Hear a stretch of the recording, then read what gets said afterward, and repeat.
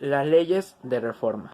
Las leyes de reforma es el nombre con el que se le conoce el conjunto de leyes expedidas entre lo que es 1855 a 1863, durante el gobierno de Juan Álvarez, Ignacio Comonfort y Benito Juárez.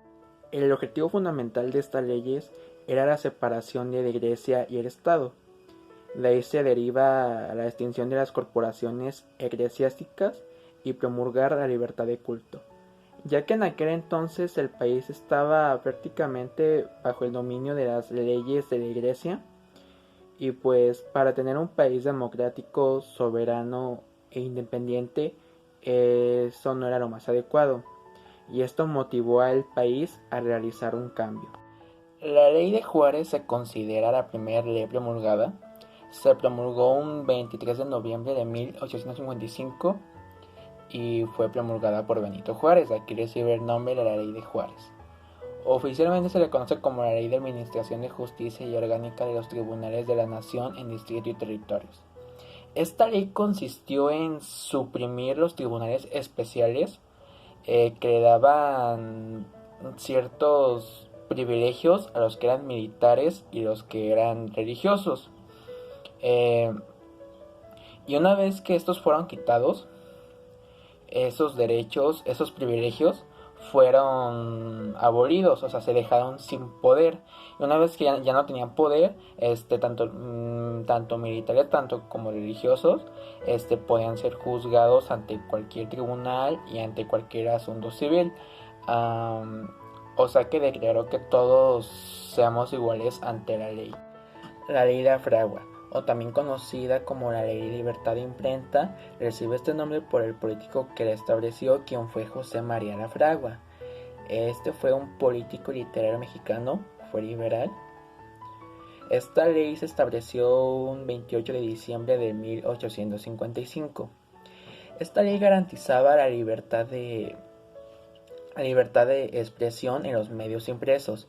Cada persona tenía la libertad de dar su opinión sin ser molestada. Tenía la libertad de imprimirla y circularla sin que ésta fuera censurada o tuviera un pago de fianza. La ley Lerdo recibe este nombre por el político que la estableció, quien fue Miguel Lerdo de Tejada. Se promulgó un 25 de junio de 1856 y también es conocida como la Ley de Desamortización de Fincas Rústicas y Urbanas, propiedad de corporaciones civiles y eclesiásticas, o sea, de la iglesia, eso se refiere a eclesiástico. O sea que estas fincas eran amortizadas, o sea que se les pagaba un total o una deuda, y básicamente esta ley se encargaba de que eso ya no sucediera. O sea que su característica principal era que la propiedad de todo predio urbano que perteneciera a estas corporaciones eclesiásticas y civiles se le asignara a un respectivo inquilino, con la finalidad de fomentar la actividad económica y crear una clase media y obtener impuestos de esta misma. Ley Orgánica del Registro Civil. Se promulgó un 27 de enero de 1857 y establecía que el proceso del registro civil de las personas quedara en manos del gobierno y no de la iglesia. Procesos tales como lo que es el nacimiento, el matrimonio y la muerte, estos documentos ya quedarían bajo el gobierno. Ley Iglesias, o también conocida como Ley sobre Obvenciones Parroquiales, se dictó un 11 de abril de 1857. Esta ley prohibía el cobro obligatorio a la gente por servicios parroquiales, servicios tales como el bautismo, las bodas y los actos funerarios, ya que anteriormente estos servicios eran cobrados, y esta ley se encargaba de prohibir dicha acción o al menos de que no sea obligatorio. Ley de Nacionalización de Bienes Eclesiásticos. Esta ley es un complemento de la Ley Lerdo, sin embargo se promulgó un 12 de julio de 1859. Y simplemente esta ley se encargaba de que todas las propiedades de la iglesia pasaran al dominio de la nación. Ley de Libertad de Culto. Se proclamó en 1860. Este pronunciamiento estableció la libertad de culto y el rechazo a la imposición religiosa. O sea que tú como persona tenías la libertad de decidir tu religión o no elegir ninguna, o simplemente no validar la existencia de un Dios. Ley de extinción de comunidades religiosas. Fue expedida en 1863 y decretaba la extinción de comunidades religiosas, ya que imponían mucha demanda y ejercían la privación ilegal de libertad. Una vez que se estableció esta ley, se dio un plazo de 8 días para que los conventos fueran desocupados. Simplemente la finalidad de esta ley era por la situación que estaba pasando el gobierno en aquel entonces, ya que vieron que si estos conventos eran desalojados, se podían establecer alojamientos y hospitales. O sea, tenían la finalidad de beneficiar a lo que es la comunidad. La dictadura de Santa Anna. ¿Quién era Santa Anna? Antonio López de Santa Anna nació el 21 de febrero de 1794, en Jalapa. De pequeño se mudó a Veracruz, donde se inscribió a la milicia.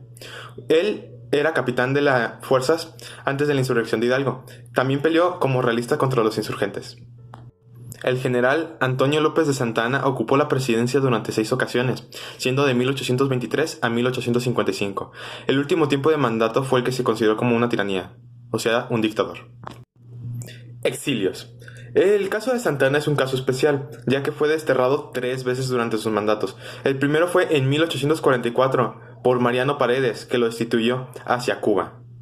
Y así regresó hasta 1846. Ventas del territorio. En 1848, el día 2 de febrero, se firmó en la villa de Guadalupe Hidalgo el Tratado de Amistad y Límites entre Estados Unidos y la República Mexicana, en el cual se estipulaba que México perdería 2.400.000 kilómetros cuadrados de su territorio. Esto no afectó tanto a México, sino más bien la confianza en un país independiente que se creó en 1821. Otro exilio. Santa Anna otra vez fue exiliado, pero esta vez dejó el país más pobre que nunca, ya que los liberales ganaron posiciones y sus reformas no terminaron muy bien que digamos. La lucha política y los conflictos aumentaban cada vez más. En 1853 tuvo que regresar por lo mismo.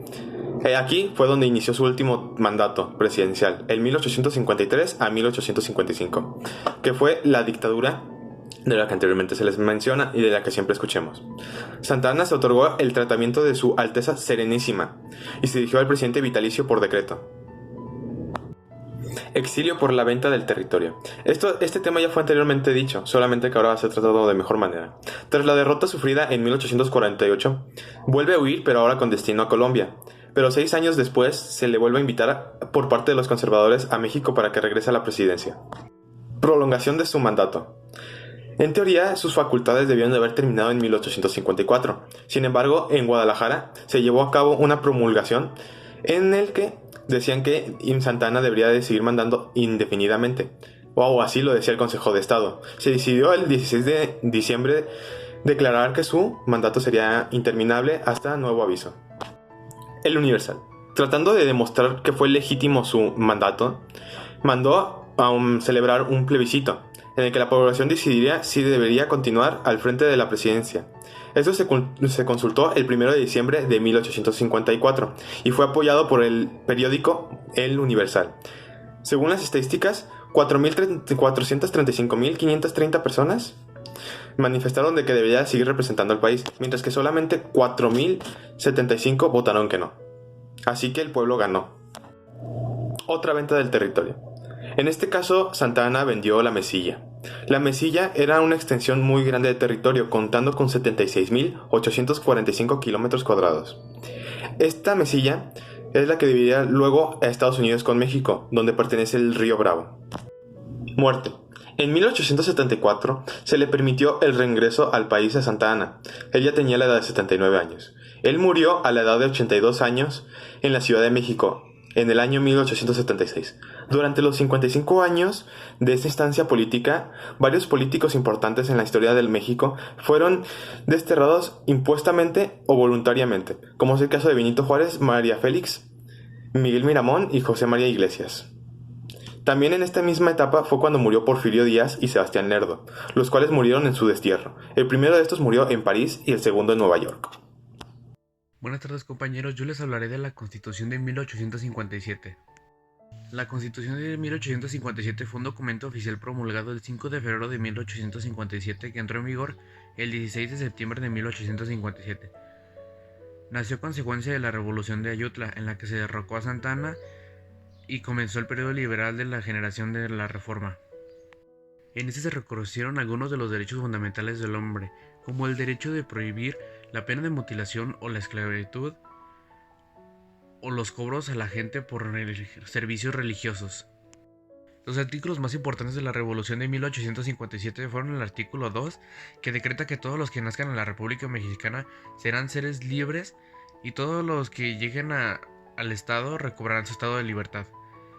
Y el artículo 4, que dice que todo hombre es libre de abrazar la profesión o industria que le acomode siendo útil y honesto para aprovecharse de sus productos. Otros de los artículos más importantes de la Revolución de 1857 son el artículo 7, que decreta la libertad de prensa, y se declara que es inviolable la libertad de escribir y publicar escritos sobre cualquier materia, y ninguna ley ni autoridad puede establecer previa censura ni exigir fianza a los autores o impresiones para que acorten el plazo.